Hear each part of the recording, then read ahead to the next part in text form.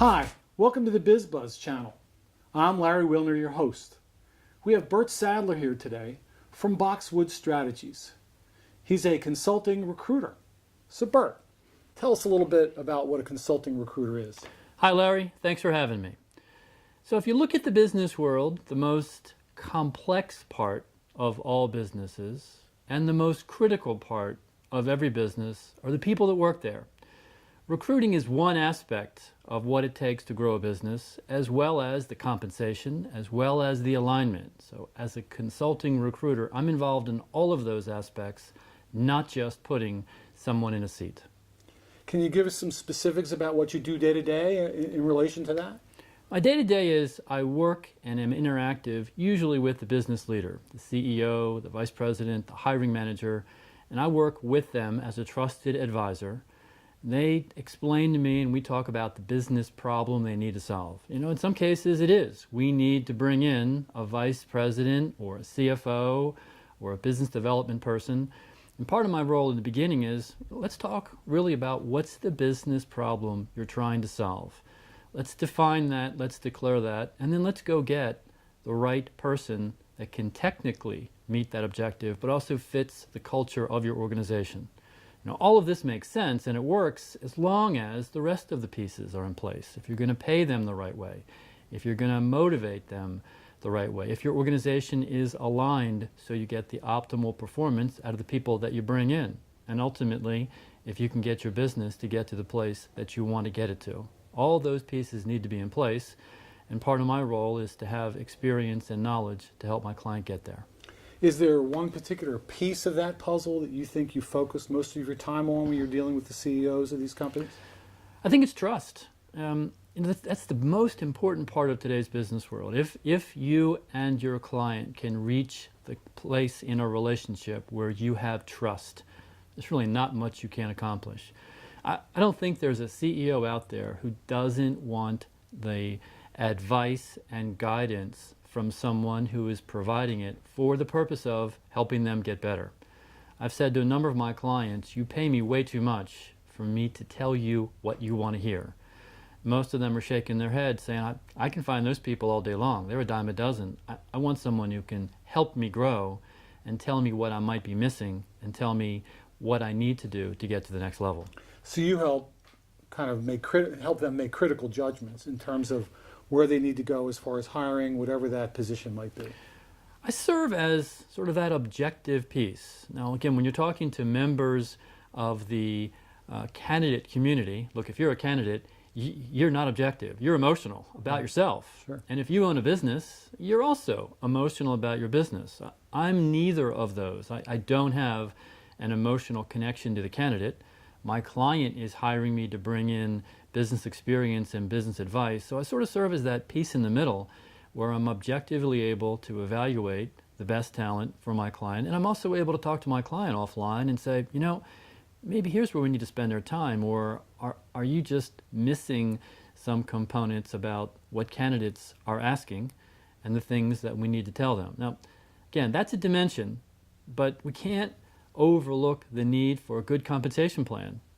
You can get all the great people in the world, but if you're not going to pay them well, or not going to incentivize them, or not going to reward them for good performance, they're going to leave. Right. So as a dispassionate observer, you can assess the situation more accurately than maybe a CEO can, Yes. who's got vested interests. I would disagree with the term passionate. I'm very passionate. I said dispassionate. Yes, I'm very passionate. Oh, you're passionate. So I would say dispassionate. I'm very not dispassionate. I'm neutral. How's that? Yeah, neutral is a good word. Okay. Objective is the one I would recommend. How about a neutral, objective observer? We're there. Does that make it? Sure. Good. Good. So what are some of the other hurdles you find in terms of hiring, in terms of the people that now you're recruiting? What's the single? Are there a couple of main issues that you wrestle with all the time with recruits in those situations? Yeah, there's this drone that encourages job seekers to sit in front of an employer and essentially say, hire me, I can do anything.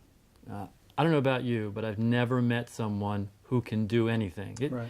It's really bad advice. It's been going on for years, and it's a lot of work on my part to put a candidate at ease and say, I don't think you can do everything. You don't need to. Here's our business challenge. Talk to us. Let's see if you can help us solve this problem and if you fit the culture.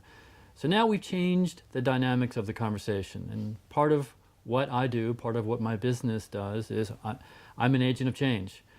We are deliberately disrupting the typical recruiting world that says, hey, Mr. or Mrs. CEO, don't pay me until you've hired my candidate.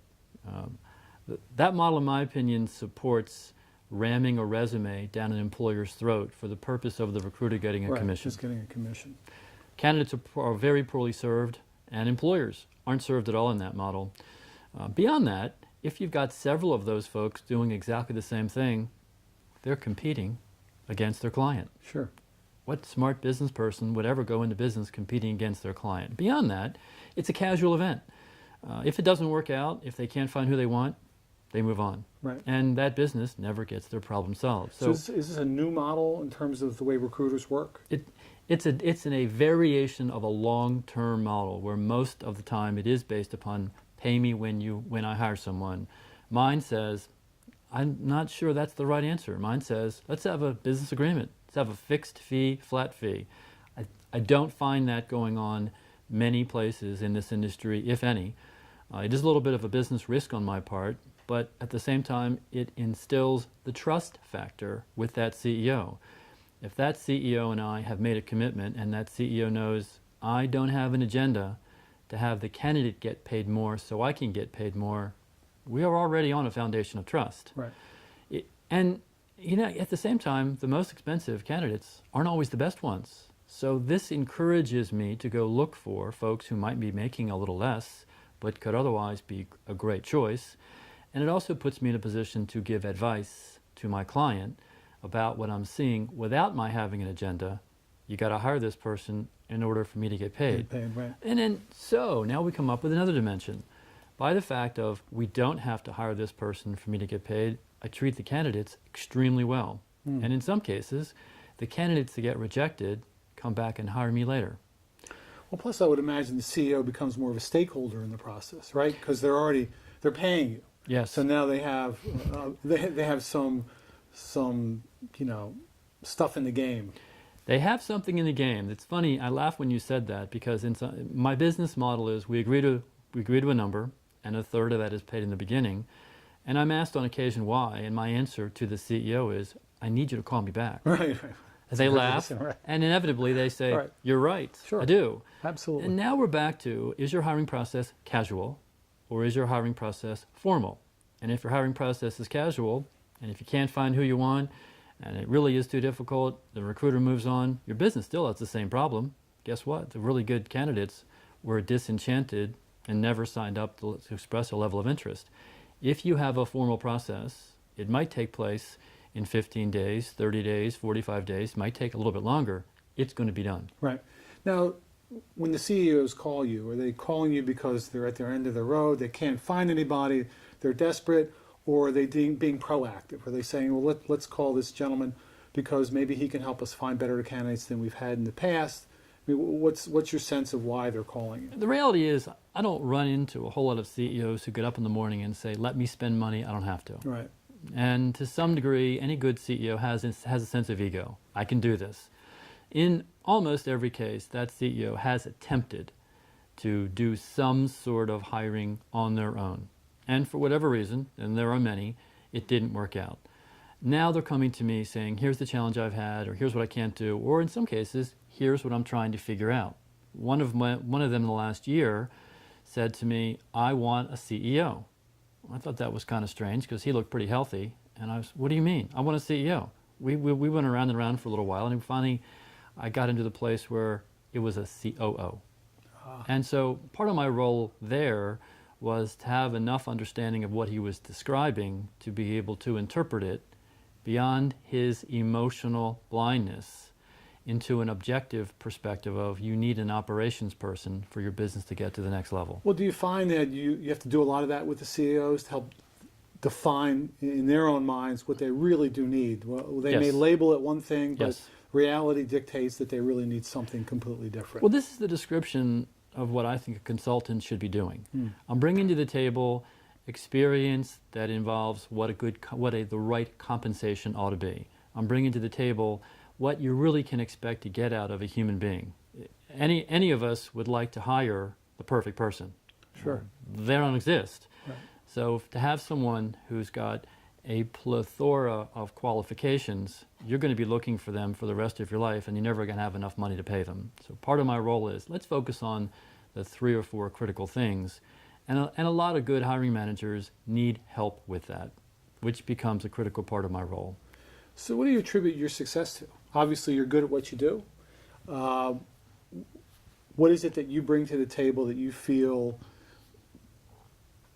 allows you to be as successful as you are in the field that you are in? Well, I think part of it starts with, in my early 20s, I had a sales role, which put me in almost every conceivable business you could think of and put me in a number of different conversations. So I've been pursued by recruiters. I didn't like it. In many cases, I couldn't wait to run and take a shower with a wire brush because I thought that's not a good model. Time changed and I became one, and I said at that point, I don't really think how it's been done is necessarily the best way to do it. The candidate, the talent, isn't really being thought of enough, and without the talent, the process doesn't work. Right. And without the talent and your talent in mind, the compensation process doesn't work. So at age 55, part of what makes this work is I've been there. I've been in transition. I know how painful that is. I've seen bad comp plans. I've seen bad recruiting models. And I really think the recruiting model today is a sales model, not an HR model, not a human resources model. It's being able to go out and interact with people and make someone on the other side feel comfortable. Can you define that a little bit? So when you say the HR model is different than the sales model, can you be a little bit more specific about that? So let's go back in time a little bit, because that's a critical part of how the business world unfolds. Things keep changing, and where we were isn't where we're going. There was a time in the past where the human resource person was responsible for doing hiring and doing employee relations and benefits, etc. In today's world, benefits and employee relations have become very complicated. If you're good at it, you can really save your employer a lot of money. But the people that do that well are more on the analytical side, sitting at a desk, working on a computer all day, in some cases not even interacting with other people because that's not what turns them on. I'm on the other side of that coin. Please don't put me in a room with a computer and no windows. Shoot me now. I'm out front, I'm out interactive with folks, and I think in today's marketplace, what was defined as human resources really isn't anymore. There's human resources today, employee relations, benefits, and those levels of expertise, and then there's outward-facing business interaction, which could be called a version of recruiting, but I think it's promoting your business, talking to business people, having a front row seat of what the changes are and where that's, and having the personality of, I need to be out there. And those two aspects are completely divergent. Right, right. One's more people-oriented, one, like you say, one's is more analytical. Yes. And so it's difficult to really combine the two. So when you say the sales model, you're really talking about interacting with people, business development type of situations that you're in, and then just extrapolating from that, it gets involved in recruiting, et cetera, et cetera, et cetera. It doesn't stop there. It gets involved in business growth. Mm-hmm. Where's the problem that your business faces today, and what's the path forward to it? Maybe it's simply taking some of the existing talent you have and redefining their responsibility. That's a version of business growth. Maybe it's figuring out a better compensation model to motivate and get better performance. So your experience gives you a wide range of, I guess, vantage point. Yes. So you can sit and you can hear the CEO, you can listen to what he needs, analyze his business, and try and kind of dovetail the two things together to understand who the best recruiter is going to be in that to satisfy that situation. And at the same time, you have the ability to analyze the recruit to help them pare down what exactly is your expertise that's going to fit that mold. And you're able to put all that together as a big puzzle. It is a puzzle. At the same time, if you've been in the business world for a while, and one of the questions I get is, what's your niche? What's the marketplace where you have a specialty? What's the position that you specialize in? And my answer in today's marketplace is, it can't be. The answer has got to be, my specialty is, I understand how businesses work. I don't need to be an expert of the film industry Right.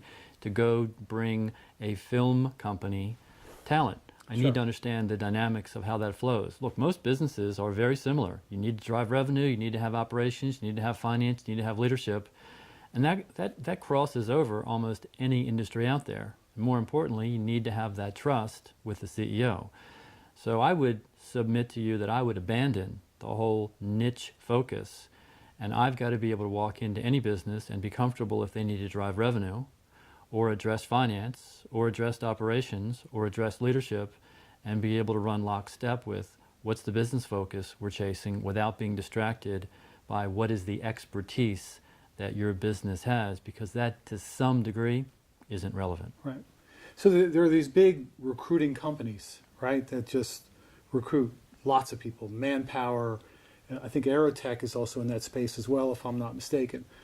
You're way different than that, right? I would like to think I'm way right, different than that. they're manning call centers, they're manning, Walmart needs 5,000 employees nationwide. That's what they're doing. You're not involved in any of that. No. You're involved in the single, we have a job position open that we need a certain amount of expertise to solve a certain problem, and you're the guy that puts all that together. And I usually am hired for the hard ones. For the hard ones. Right. So in that realm, there is the so-called headhunter community or contingent recruiters. You just Right. described that model. And then at the upper end, there are what's called global executive search firms. Right. And their work is rather exclusive. And I worked for one of those at a period of time, learned the business that way. And I would submit to you, mine's similar, but again, my difference is I'm on that fixed fee, flat fee, which neither of those models falls under. Sure. So you're an independent contractor? It's your own business? I'm an owner-operator. You're an owner-operator? How does somebody find you? How do we find Bert Sadtler from Boxwood Strategies? www.boxwoodsearch.com. We'll open up the website for Boxwood Search, Boxwood Strategies, the articles I write for Thought Leadership that get published in an international magazine, a couple of videos of my process, and discussions on compensation models and recruiting. Well, it's terrific. I'm so glad you could come in today and explain your world to us, and to hopefully give our audience a little bit of clarity in terms of what a recruiter like yourself does and how you accomplish your work for companies and for people that are looking to be hired. So thank you. I appreciate you being here today. And we want to thank everybody in our audience for visiting BizBuzz channel today. Again, I'm Larry Wilner, your host, and stay tuned for future broadcasts.